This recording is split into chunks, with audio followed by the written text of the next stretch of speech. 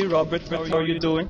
I'm doing well. How are you? I guess I should introduce us. I'm Robert Wright of Blogging Heads TV, and you are Fadi, Quran, and you're in Ramallah in the West Bank, I think. You're in a coffee shop because I guess the electricity is off in your home. Is that right?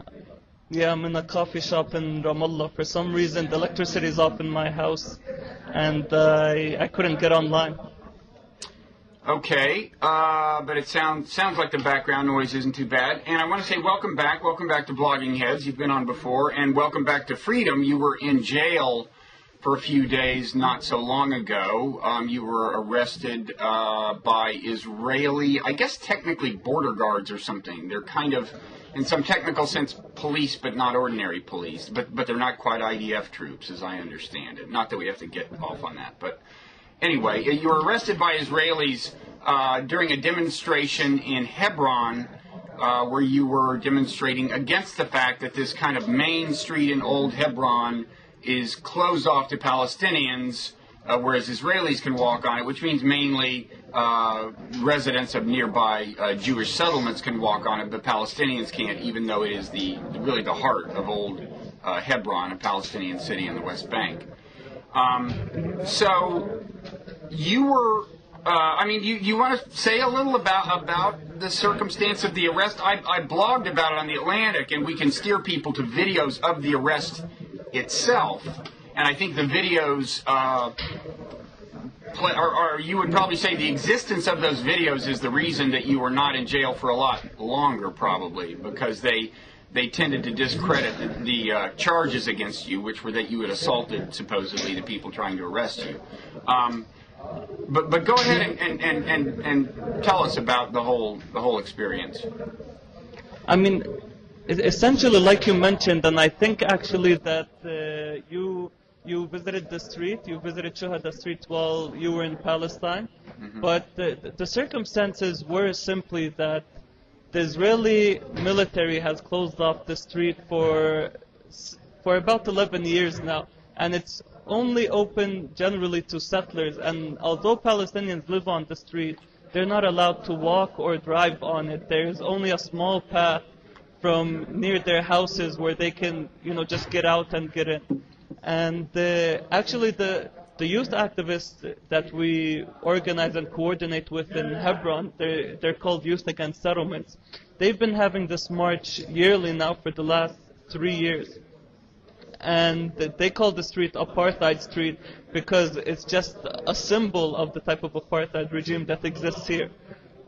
Now, about my arrest, essentially what happened was that, and you can see this in the video, there was a large march, about 500 to 1,000 people who joined the march to try and open Shuhada Street. But of course the Israeli military and the Israeli border police or border guard were located at the entrances to the street, and they began launching tear gas and rubber bullets at everyone. And of course, when you have a large crowd like that and they get fired upon, everyone starts running and scattering in different directions, and it's very difficult to keep them organized. But what we do usually as youth activists, what we train to do is that once everyone scatters, we try to bring them together around us as we chant specific chants and sing songs similar to We Shall Overcome in the US, things that get people excited and make them courageous again, and try to march towards the military.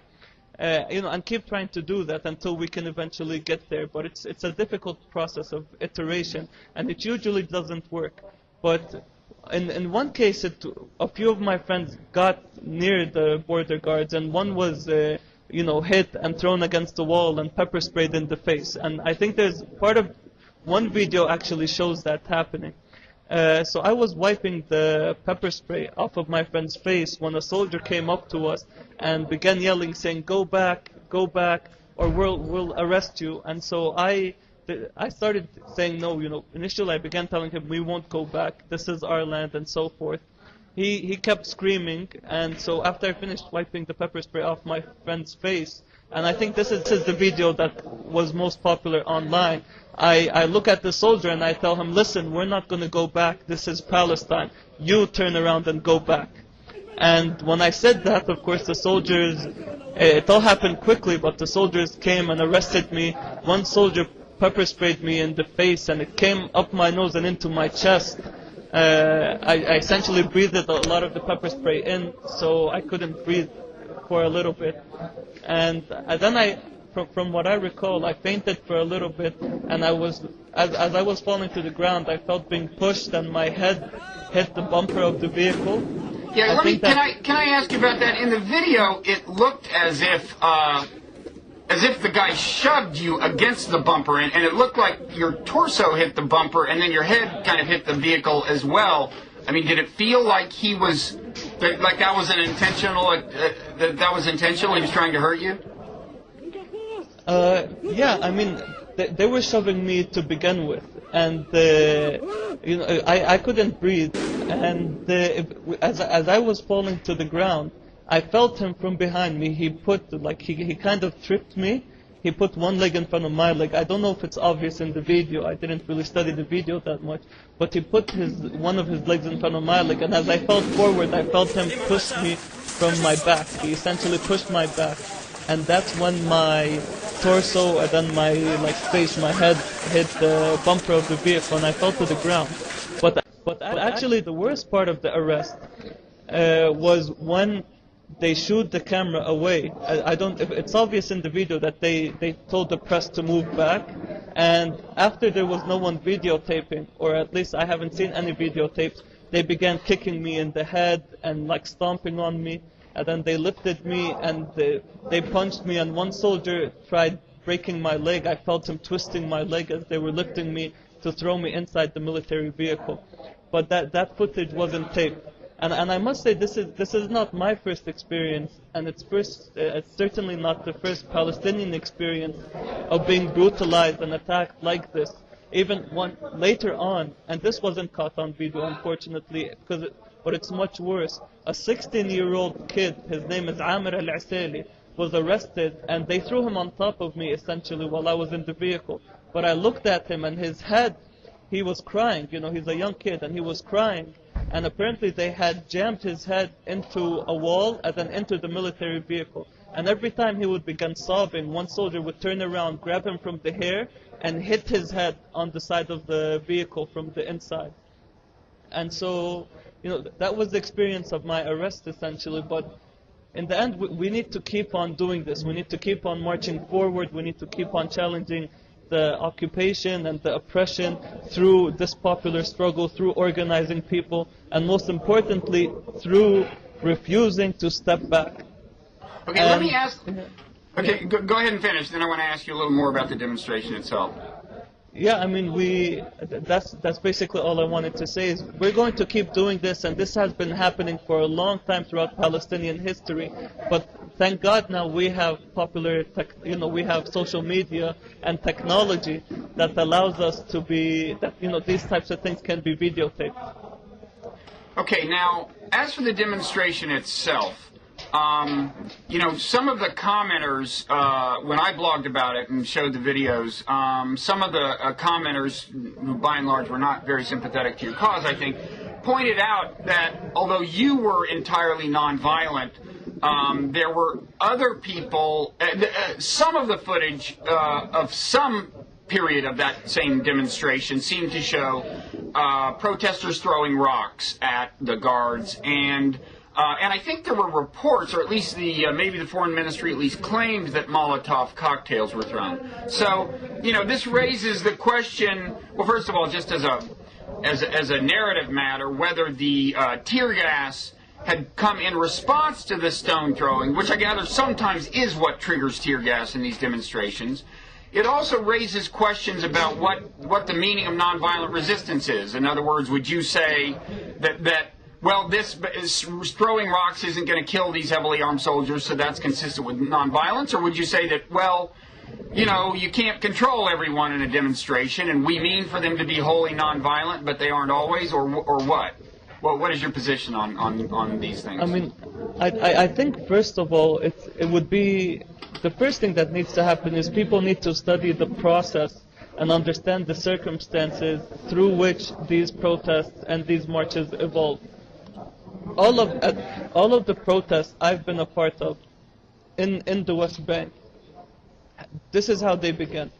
Palestinians organized themselves. They march non-violently towards areas that they are restricted from entering because of the Israeli colonial system, but areas that belong to these Palestinians, like Shuhada Street, or like agricultural land, or like water resources. As we move closer to the soldiers, we're marching non-violently. Every protest I've participated in, no rocks are thrown at the beginning, no Molotov cocktails, until the soldiers began firing tear gas and firing rubber bullets towards the non-violent protesters. Now what the organizers seek to do generally at that point is to reorganize the people who were part of the march and march again. But of course these dispersal mechanisms are much harder to deal with than the sticks that were used by the British against Gandhi. And so forth. Now, at some specific point during these demonstrations, you have young people youth essentially, people between the ages of 14 to 20, who have joined the march, who have become part of this process, and who, let's say, first of all, they don't completely understand the strategies and the tactics that are being used, and secondly, I think about it from the perspective of if I was a 16 to or 14 to 18-year-old young man, I see these soldiers literally arresting my family, shooting at my friends or at me while I'm protesting, while I'm marching non-violently, taking over my parents or my family's land resources, preventing my father from going to work. And I'm sure for people who have been to Palestine, who have seen the landscape, you notice that there are a lot of rocks on the ground just naturally. That's how the landscape is. So due to this anger, due to this feeling of being, not having any power, any type of form to resistance, the type of natural human instinct inside of these young men and women is to pick up a stone and to launch it at a military vehicle or at a tank and so forth.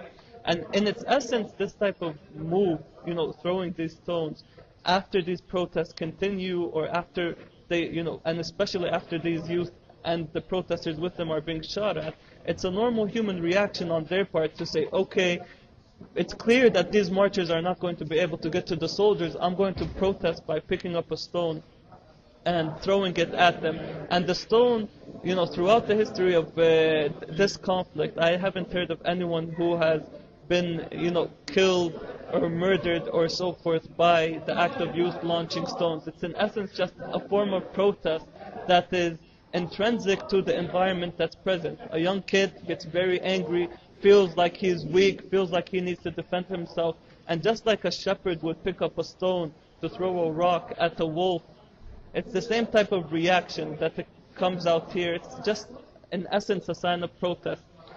But it's important to note, first of all, that it's a reactionary act to the central act of aggression and violence, which is the act of the soldiers coming in, occupying land, illegally and unjustly arresting people, and preventing nonviolent acts or reacting to acts of nonviolence with severe violence, like what happened in my case. And I think that at some point, this type of form of protest is going to evolve.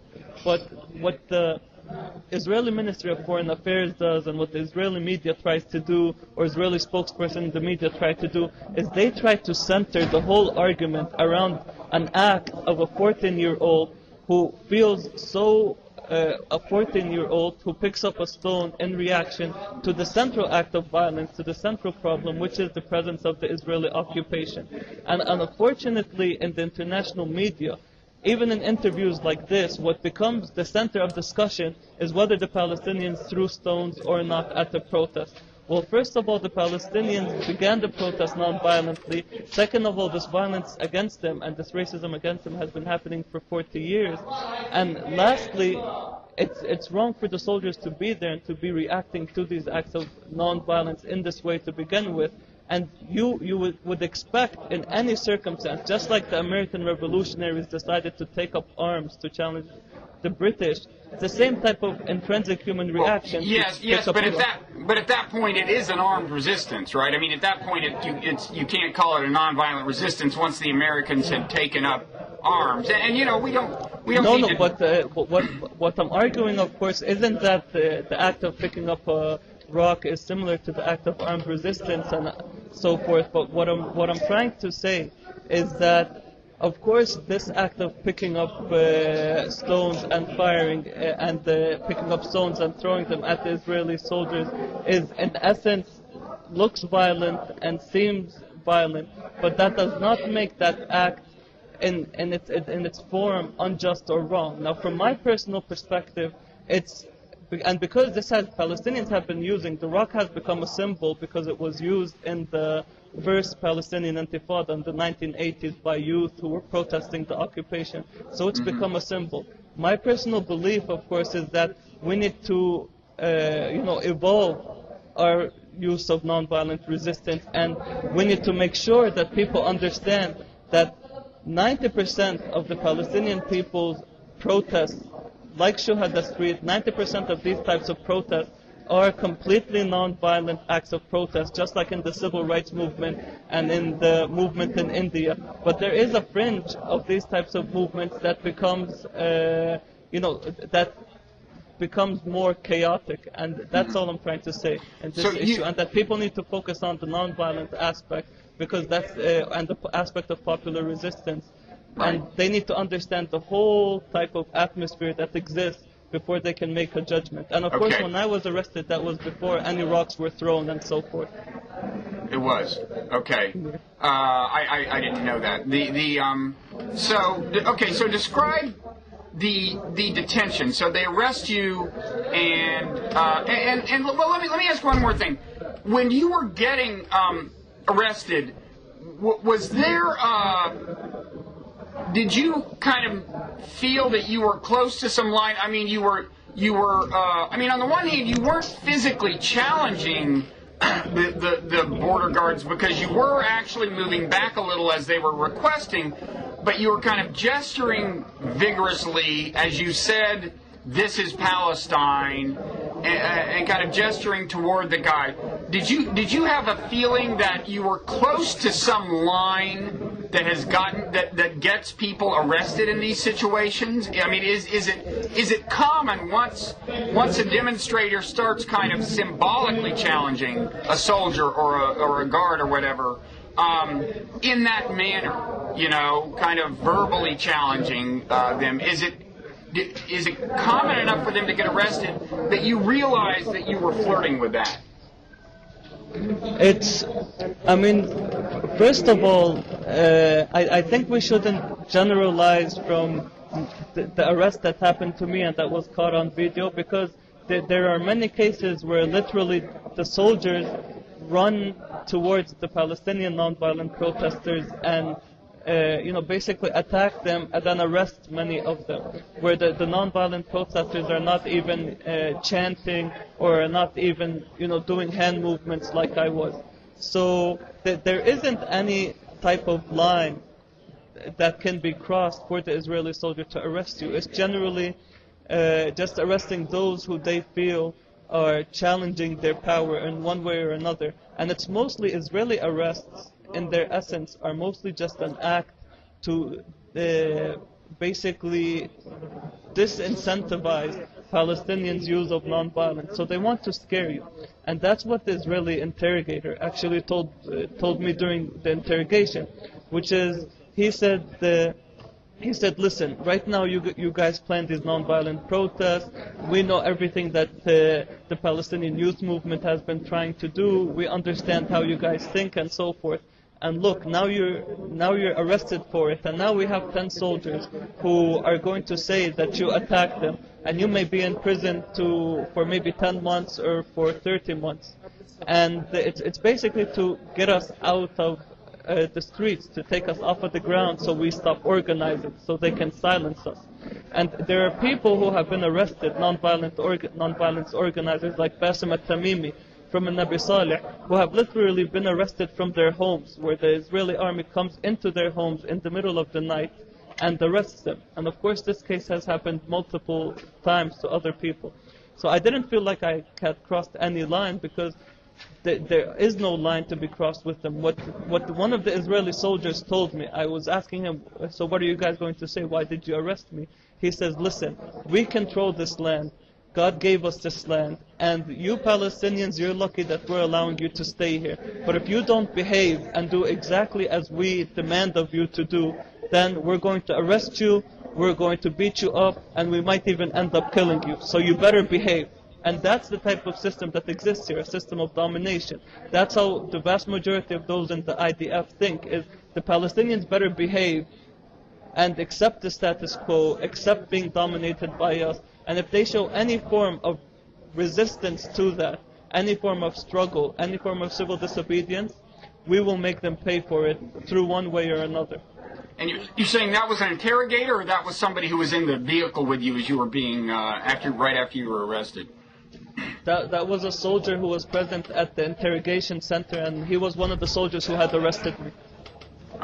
Okay, so did they kind of know who you were from the very beginning? In other words, you know, you're somewhat prominently associated with the resistance movement, and you've gotten a certain amount of attention in America for that, certainly. And we should say, for people who don't know, you actually graduated from Stanford, although you grew up in the West Bank.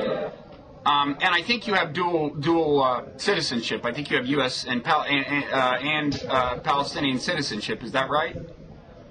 Yes, I do. I have dual citizenship. Okay, and so you've gotten some attention.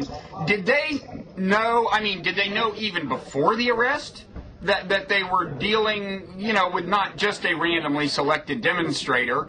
I'm sure that at some point it came to their attention who exactly you were, but what's the deal on that? I honestly can't tell for certain whether those who arrested me knew who I was, whether the soldiers who beat me up and arrested me knew who I was when they were arresting me. But I'm certain the moment they, and this wasn't caught on footage, the moment after I was on the ground and they kicked me and stomped on me and then threw me inside the military vehicle, and they took my ID from my pocket and read my name, at that moment they figured out, they knew who I was, because they spoke on their walkie-talkies, gave one person my name, the person searched my name on their, in their system basically, and found out who I was. And after that, my treatment, their treatment of me got worse. And of course, when I went into the interrogation, you're interrogated usually by an intelligence officer or someone from the Israeli military. And during my interrogation, they clearly knew who I was. And after, from what I noticed, is after they found out who I was, that's when 10 soldiers came and tried to frame me for, they said I attacked them. So 10 soldiers essentially said that they were witness to me attacking the soldiers physically, trying to punch one, trying to tackle another. It's as if I was Rambo or something. And I think they tried to use those accusations to give me the longest prison term possible. And I think they didn't know at the time that the whole interaction was caught on videotape. And the interrogator clearly, I remember the interrogator clearly telling me, is, listen, now we caught you, and this is going to be a good opportunity for us to get you off the street. And a part, of course, within the Israeli military justice system, which is unjust, apart from what the soldiers were accusing me of attacking all 10 of them, there was also what they call a secret file, which is a file of things that they say I did, but that neither I nor my lawyer have access to. And it's basically an intelligence document that they hand in to the judge, and the judge reads it and decides on whether or not to keep me in prison or not. And that's why during my first hearing with the military justice system, although my lawyer had showed them the video of my arrest, the judge said, listen, there's a secret file on him, and this video doesn't offer conclusive evidence that he didn't attack all 10 soldiers, so we're going to keep him in prison. But luckily, another video surfaced that was clearer and showed everything, as well as all the work that my friends at Stanford and throughout the world did to get attention. One of the things that influenced the judge's decision was that my lawyer showed him the video on YouTube, and he clearly saw that the YouTube video had gotten 15,000 views, that it was going viral. And they probably thought it would be embarrassing if they sentenced me to a prison term with this video out, because it would just show how unjust their system is. But I have to say, this experience, the experience of my friends and the network of people I know outside of Palestine, and the work and solidarity work they did to liberate me, taught me an important lesson, which is that it's people like us who are fortunate enough to have relatively large networks, to know the laws, who understand the laws well, who have access to the internet and social media, who should be at the front lines. Because when we get arrested, when we get abused and so forth, the world will rally around us because they trust us and there's a personal connection between us and them. Whereas the 16-year-old kid who was with me in prison and about 100 other juveniles I saw during my process or during my run in the Israeli prison system, literally hundreds of juveniles and people who have been administratively arrested, which means they don't know what they're even being accused of, are in prison and no one cares about their case. There's also a case of a woman named Hana Shalabi who's been on hunger strike for 20 days now. She's been arrested initially she was arrested for 2 years without knowing what she's accused of, and now she's arrested again and she's been on hunger strike.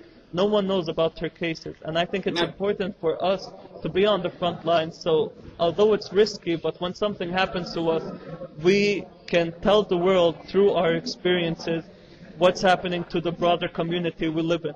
Now hers is a case of administrative detention, I believe. Is that right? In which case they did not even bring charges against her the way they brought them against you, right? Administrative detention is when they don't even tell people why the person is in prison, and I'm not sure she's in that category, but there had been another case of that. This was a guy who had been, I think, part of Islamic Jihad, and he went on a long hunger strike that finally got so much attention that they agreed to release him just fairly recently. Right. Yeah, I mean, and you're right about the cases of administrative detention. It just means that Israel can literally come and take any Palestinian outside of his home and imprison him for as long as they, or her, for as long as they want, without bringing charges and without even telling that person's lawyer what the person is accused of. They simply say there's a secret file, we're investigating this person, and we're going to put him in prison until we finish our investigation. Mm-hmm. And there are 309 actually Palestinians who are now under administrative detention, including professors at Palestinian universities, including women, in some cases including even juveniles. And it seemed, initially at my first hearing, it seemed that they were going to change the case when they saw the video to a case of administrative detention on my part. But thank God, like I was saying, the international community and specifically my friends at Stanford rallied around my case, and you wrote a very important article that got this story out, that played a significant role in my release. Otherwise, I could have been there for a long time. So, when exactly did the tide turn? You're saying that initially they, you got the impression you were going to be in prison for 10 to 30 months or something, and did they even, I gather, conveyed that to you? And it sounds like at least one of them suggested to you that the reason they were going to keep you in prison a while was because you were active in the nonviolent resistance movement. I mean, do I have that right? That one of them at some point was explicit about that? Yeah, I mean, you do have that right. That's basically the message that got to me through the investigator, which was that, listen, right now, based on what you're being accused of, you could be in prison for 10 months, maybe even 30 months for attacking these soldiers. That's what the interrogator told me to begin with. And I think the tide began to turn 2 to 3 days after my arrest, when the story began appearing in the international media and on social networks, and when there was a petition being circulated about my case. And that's when it seemed that the tide began to turn, and that I was going to be released, at least from what I sensed. But of course, I was in prison, and I didn't know about anything except until I got out of prison. But I was surprised because the type of rhetoric that the judge was using in the first case differed from the rhetoric that was used and the type of logic that was used by the judge in the second hearing. And so I assumed that something was happening. You mean what specifically? How was the second judge? I don't know, maybe it was the same judge, but what was the difference in tone or substance in the second hearing? The difference was, first of all, the first judge said that even if you guys have a video, there are 10 soldiers who are saying that he attacked them, and the 10 soldiers' words, because it's a military court, so a soldier's word is worth more than any Palestinian witness's word or video. And he basically seemed like he was saying that it doesn't matter whether or not you have a video, we're going to keep him in prison. And there's also a secret file against him, so we're just going to allow the military or the prosecutor to keep him detained as long as they see necessary. And that's when I left the first hearing, it seemed like, okay, I was going to be in there for a long time. Because my lawyer also looked at me and he says, okay, it seems like this is going to last much longer than we expected. But then the second day, they took me to another military court. It wasn't the same judge. And with this judge, he was shown the video, he was told about the whole scenario. He knew, the lawyer had mentioned to him about the international campaign that was happening and so forth. And so it seemed like that just played a role in my release. Of course, I can't be certain because, like I said, I was in prison the whole time. Mm-hmm. Okay, so, let's talk about the implications of this for the resistance movement. When I wrote several posts about this, and in the first one, I argued that this case was illustrating why nonviolent resistance could become a significant challenge for Israel, because what we were seeing was that there was video that seemed to contradict the charges against you, and the new social media had really rapidly brought your case to the attention of people like me. I first saw a reference to it on Twitter the same day you were arrested, and I had a blog post up that evening about it, and it was it was kind of it was well received to judge by Facebook likes or whatever, and so Facebook then helped get that story out. Meanwhile, your friends from Stanford, including Jacob Horowitz, I think is his name, did the same thing. They caught it on Twitter, used social media. And what I said was, this is precisely the kind of transparency and kind of communicative power that has been a challenge for Arab authoritarian states during the Arab awakening. And in fact, I think my post was titled something like "The Arab Spring Comes to Israel."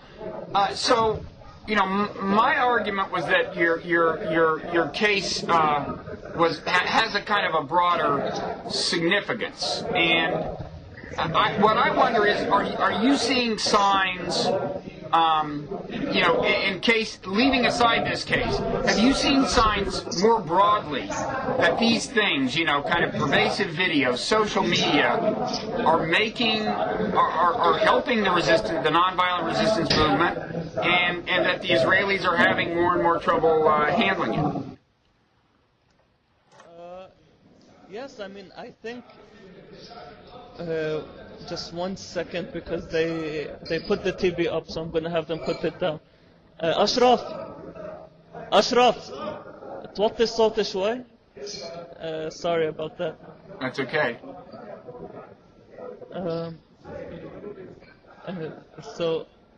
So essentially, I think in terms of social media, first of all, yes, it's ensuring that there is more transparency, and it's helping stories like mine get to the world quicker.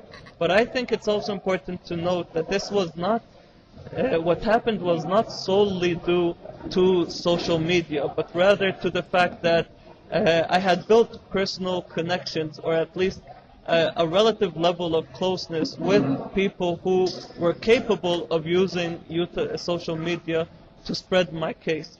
What I mean by that is that right now, if we were to search the internet for videos of Palestinians being abused, in many cases abused much more, abused in a more horrible way than I was abused. But no one rallied around their cases, even though their videos were on YouTube, their videos got on Twitter, their videos were on Facebook. So yes, social media played a role, and social media ensured that these types of stories and phenomena got to more people, and that my case specifically got to more people.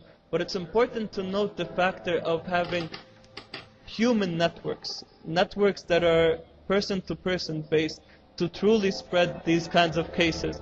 And I think another thing that should be noted about the use of social media, and how Israel also utilizes social media to get to kind of get their story across, or to get the opposite story across, or to delegitimize some cases. And the last thing I wanted to note about social media was that it's extremely important when we utilize social media that we sometimes don't exaggerate things or move too quickly, especially when we're looking at them from a different location.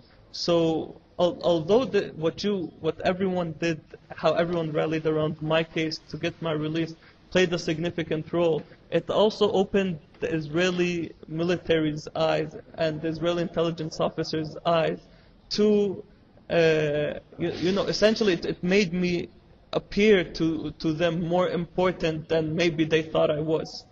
And that, although in the short term that played to my advantage, in the long term that could harm me. So you think they might actually work to get you arrested again under circumstances that would be, easier for them to defend? Is that what you're saying? And this time they would make sure there was no video, or what?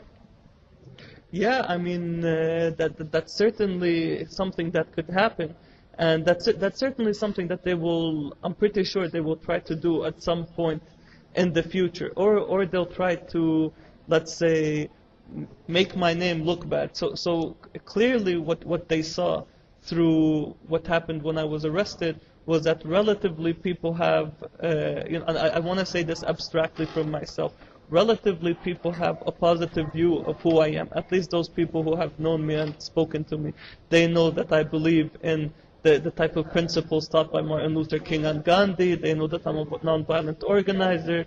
They know that I believe in freedom, justice, and dignity for all Palestinians. People know these types of things against me.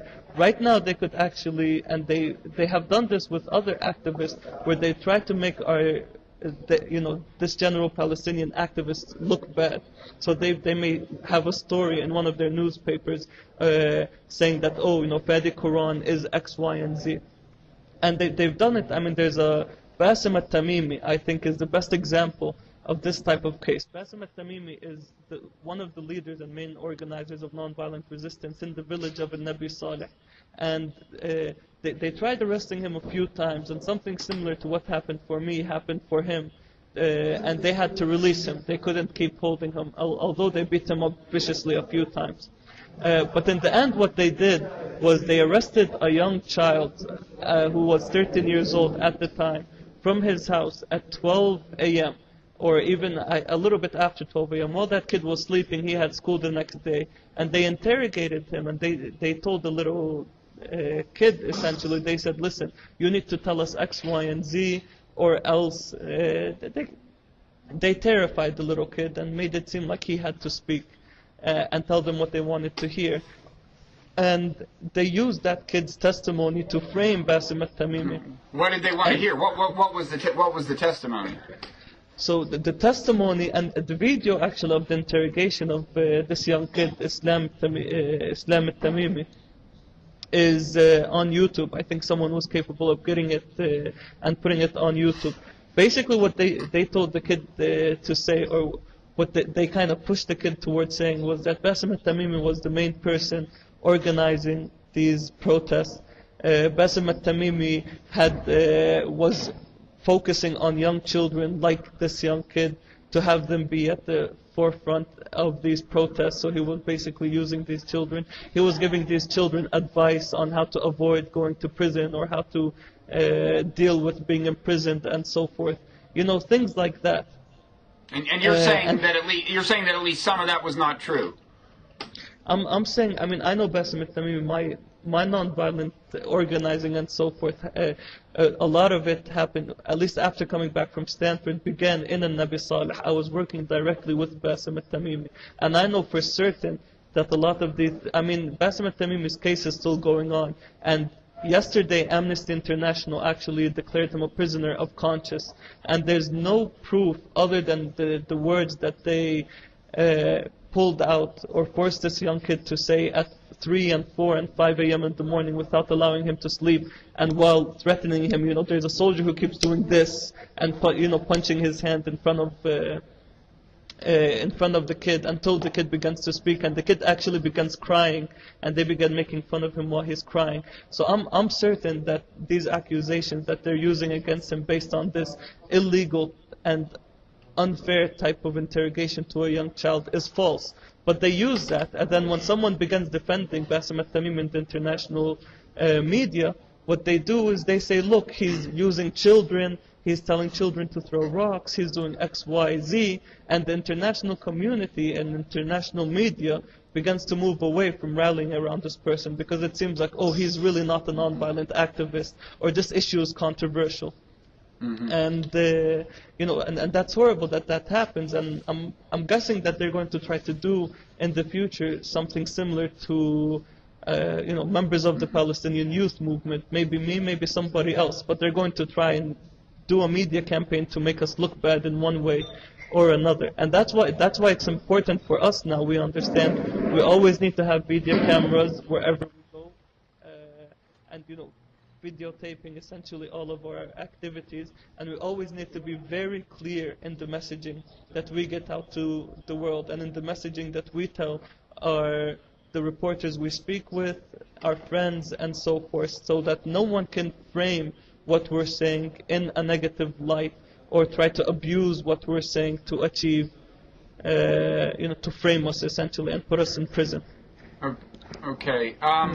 So tell me about the status of the nonviolent resistance movement as a whole. Let me tell you about something I got in my email only this morning, in fact. It's a press release in English, and I think some of the English translation possibly could use a little improvement. But anyway, it's from the High Follow-Up Popular Resistance Commission.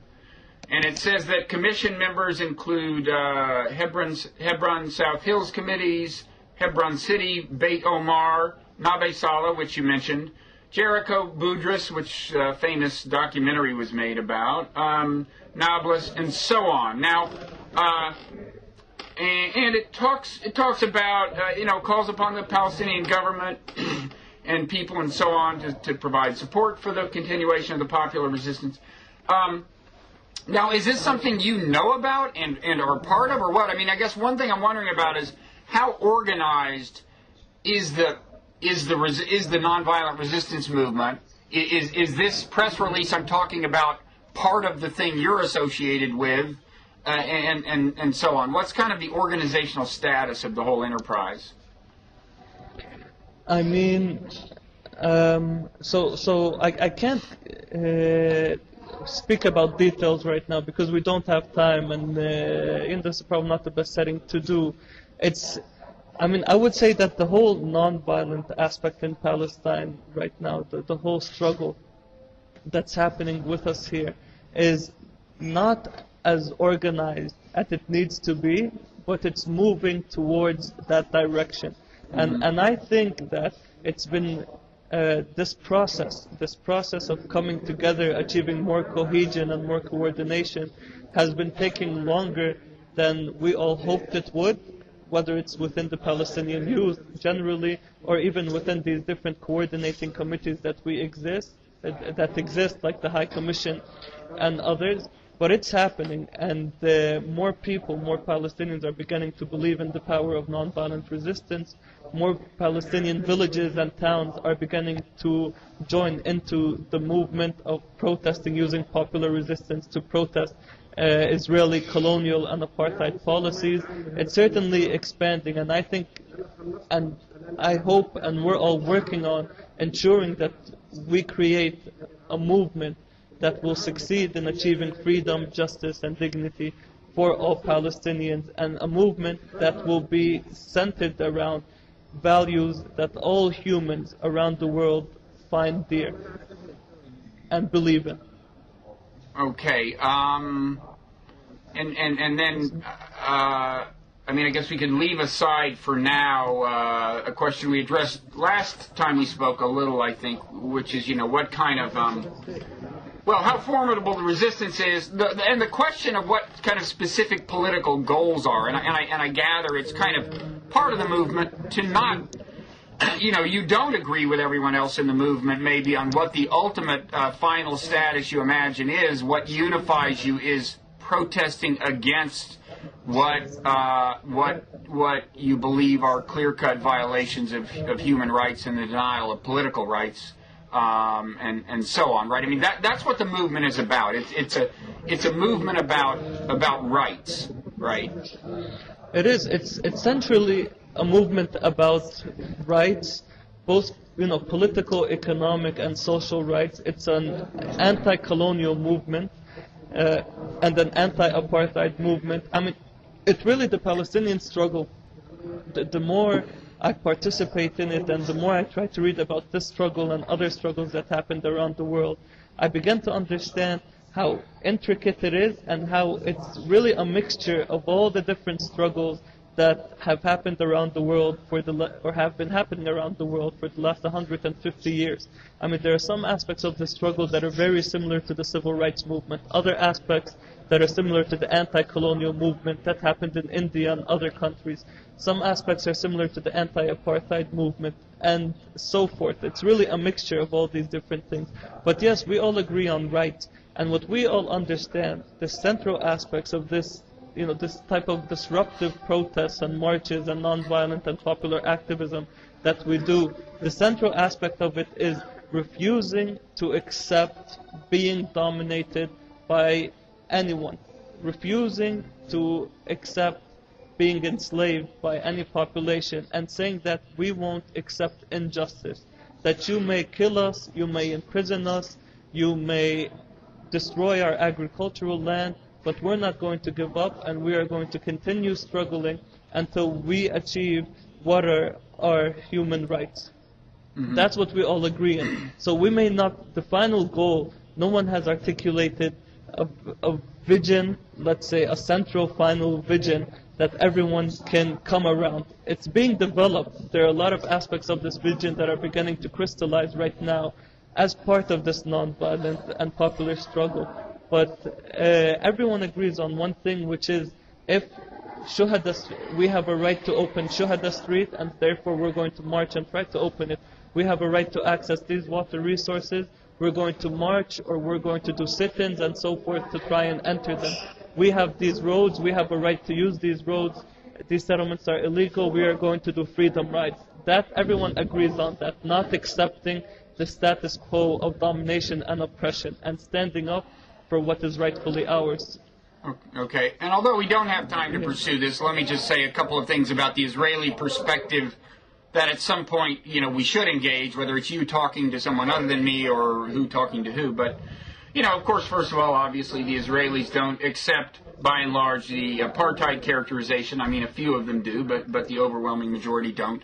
And one thing many of them fear is that the logical culmination of a nonviolent resistance movement is a one-state solution. I mean, a number of them would say that in principle they would favor a two-state solution if they could work it out.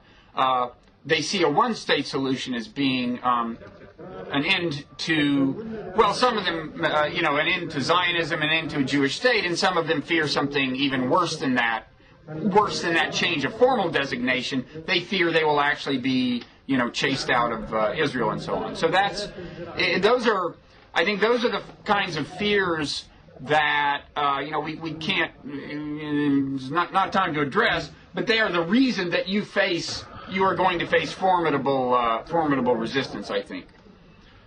I have two things to say about that. The first thing is that the principles and values that we hold dear in our nonviolent struggle to achieve our rights are not only our principles and values that will prevent us from doing anything that will, let's say, strip others of their rights. We're struggling for something larger than the type of ethnic or religious nationalism that is coming to define what Israel is. We're struggling for values that are universal, for humanist principles.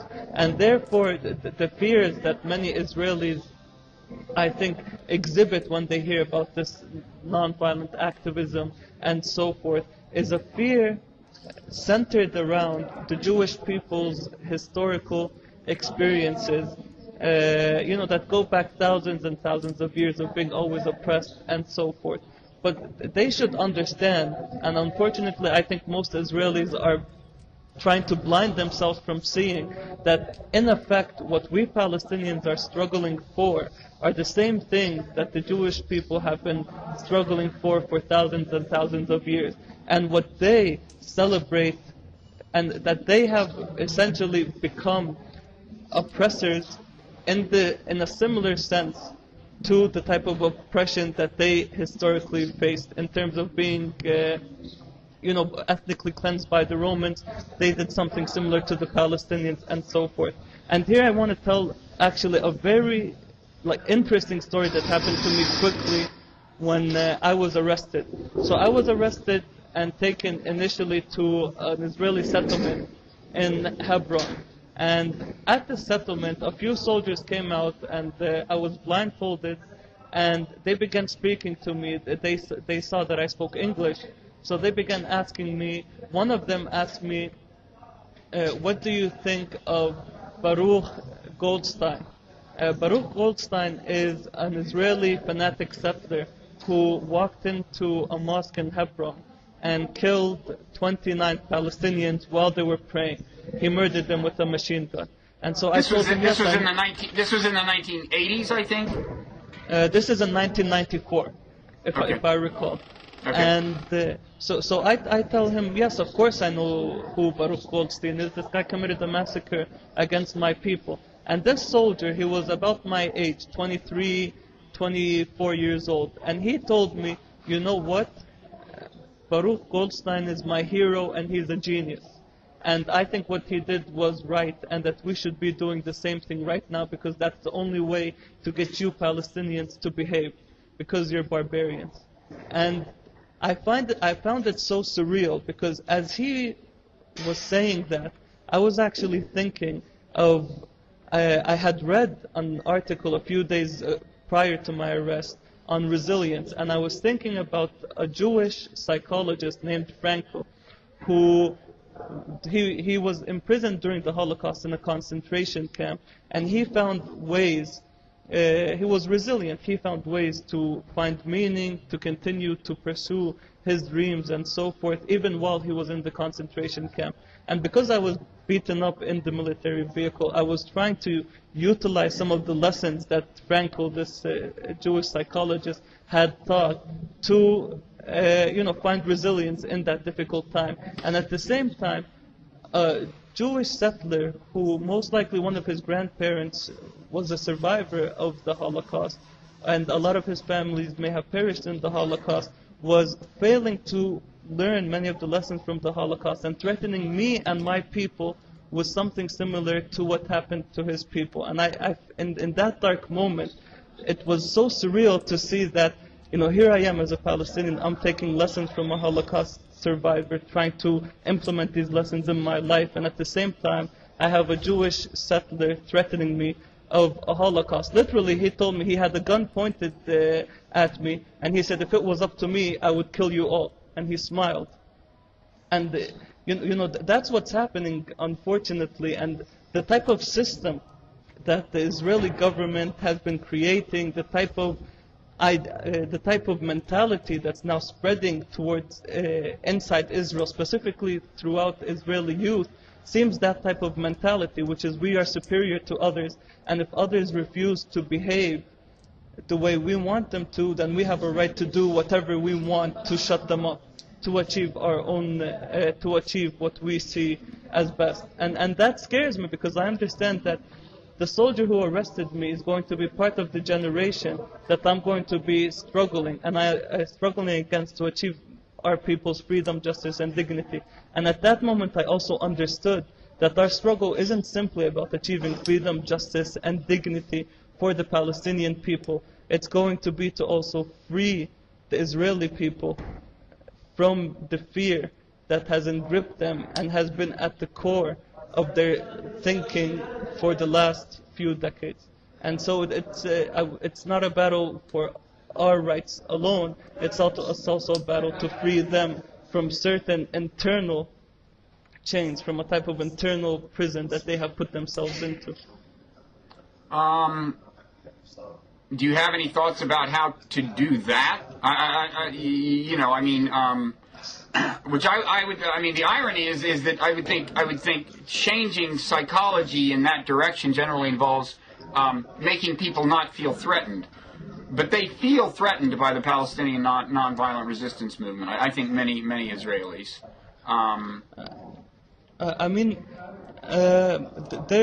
This is a long conversation that will. I have some ideas, but it's a conversation that needs at least another 2 hours to kind of flesh out. Yeah. But I will give you some headlines and points I need to emphasize. And this, since right now we're speaking to an American audience, I think it's important for American reporters and people in the American media generally who speak about this conflict and who speak about Palestinian and popular resistance. It's up to them to show.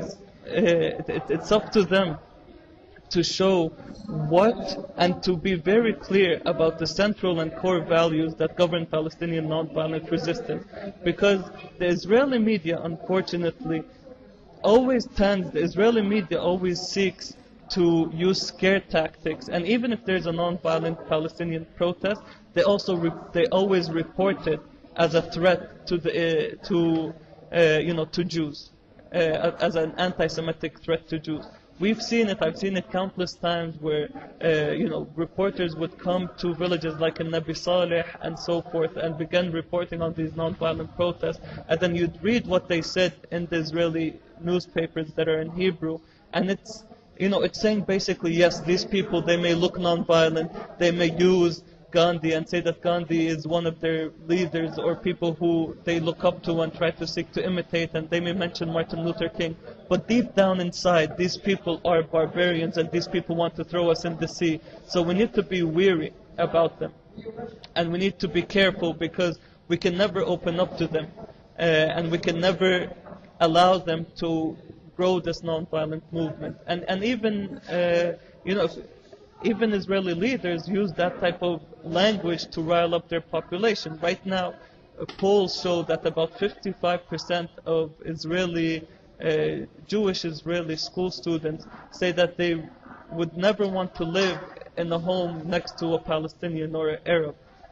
And you have Lieberman, people like Lieberman, who's Israeli's foreign minister, also using this type of rhetoric. And there needs to be a rhetoric that challenges what they're saying. And of course, they're not going to listen to, because of the type of racism, the type of superiority, and the type of distrust they feel against us or towards us as Palestinians, they're not going to listen to us directly. And hopefully they begin to see, as the nonviolent movement grows and gains momentum, hopefully they'll begin to listen to us more. But at this specific point in time, it's up to people like you and like other journalists in the U.S. or within the U.S. media that Israelis could read to really make the case for us, to really show what values we find dear and what values form the basis of our popular resistance. And I think another way to do that is to utilize the boycott, divestment, and sanctions movement to also get that message across to the Israeli public that, listen, what you're doing is unacceptable, and we don't want to be any part of it. Not because you're Jewish or because you're Israeli, we don't want to play any part of it because you're violating core values that humanity holds dear. And I think that will also begin to reverberate in Israel, just like it did in apartheid South Africa. We'll see. There was the first. There was a so-called BDS, Boycott, Divestment, and Sanctions conference at Penn recently. That was, I think, the first one I'm aware of at an elite kind of American university, and it got a lot of blowback. Perhaps not surprisingly, but you're starting to hear a little more about that in the U.S. I think you're hearing more about it in Europe. It's, of course, very controversial and considered in Israel a very threatening thing. But listen, thank you for arranging to do this, Fadi. No, thank you very much, Robert. I also, there's one quick note I want to make just at the end of our discussion.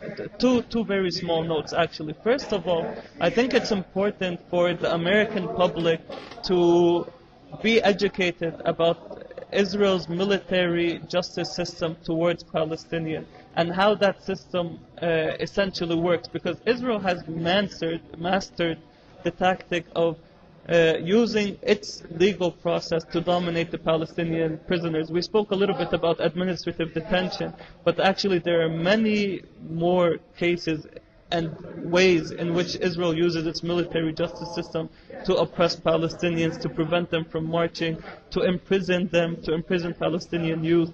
And we don't have time to go deeply into how the system works, but all I know is that recently, about a month ago, an activist from South Africa came to visit Palestine, and we showed him how Israel's military justice system works. And he said, wow, if the South African government had achieved this type of military system to govern South Africa, it would have taken us a few more decades to free ourselves, because of how intricate and how well it works to continue the domination. And the second thing I wanted to mention was, I wanted to thank you personally for getting my story across to the world. Like I said, it played a significant role in my release, and I want to thank everyone who also got my story around. And I hope that other people can also work on assisting in the release of Palestinian juveniles specifically, and Hana Shalabi, who has been imprisoned and on hunger strike for 20 days without without being charged with any crime. And thank you again. Okay, well, thank you for taking the time and for adapting to the fact that the electricity was off in your house. Let's try to do this again in the future, and also maybe try to set up a conversation between you and somebody other than me that might be constructive in some way. Sounds good. Okay, so thanks so much, and I'll be following your activities, and keep us apprised. And right, welcome back home. Thank you very much, Robert. Okay, take care. You too. Bye-bye. Okay.